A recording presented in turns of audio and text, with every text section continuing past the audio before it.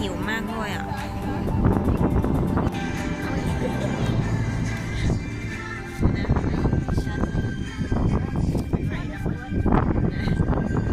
ไม่ได้ปัดไฮไลท์เลยเนี่ย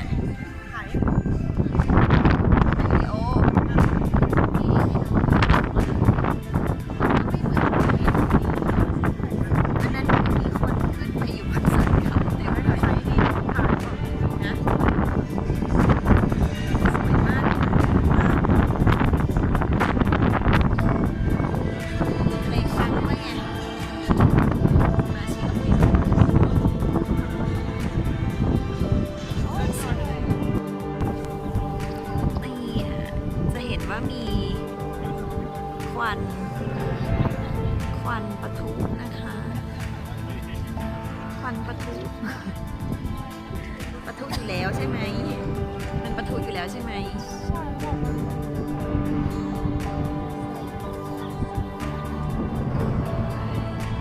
สวยมาก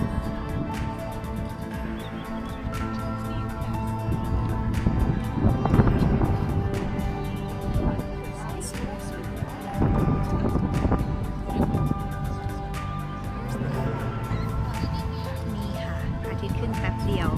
แต่ฉันใช้เวลาขึ้นมาดูเดินทางขึ้นมายาวนานมันขึ้นแล้วมันก็จ้าไปแล้วเรียบร้อย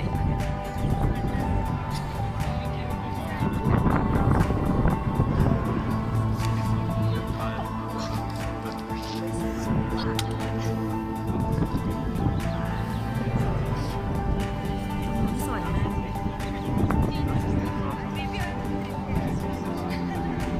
จริงๆอยากไปตรงนั้นนะแต่ขึ้นมาไม่ทันค่ะ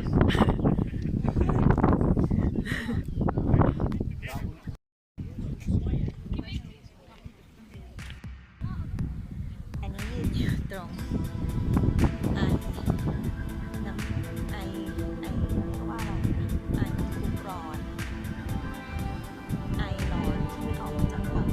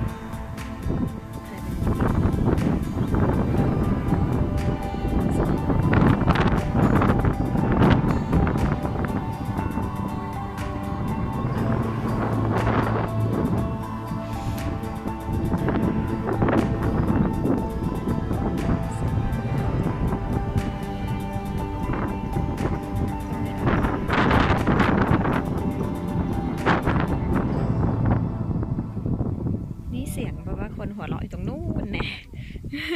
อยู่ลูกนู้นอ่ะหัวเราะดังอันนี้เราจะเดินไปทางนู้นกันใช่ปะไปถ่ายยังไม่กลับใช่ไหมอ้าวเหรอไม่ได้กลับทางนู้นเหรอว่านี่จุดชมวิวจุดถ่ายรูปขึ้นไปดูนิดนึง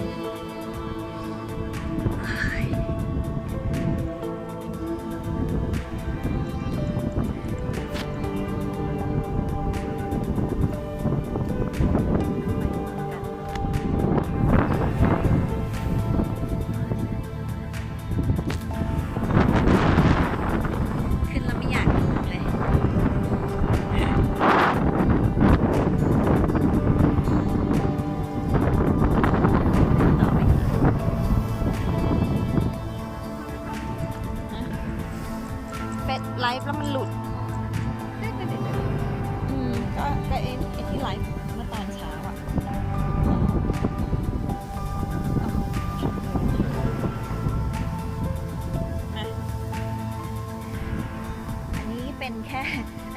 ดินตอนอยู่ข้างบนแล้วตีตอนขึ้นมานี่แบบ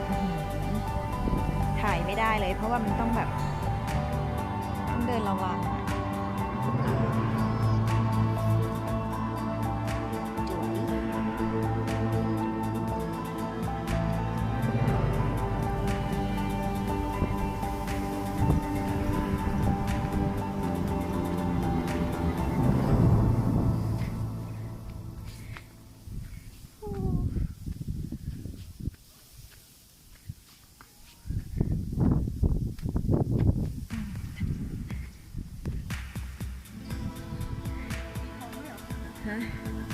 ไม่ใช่ธงเรา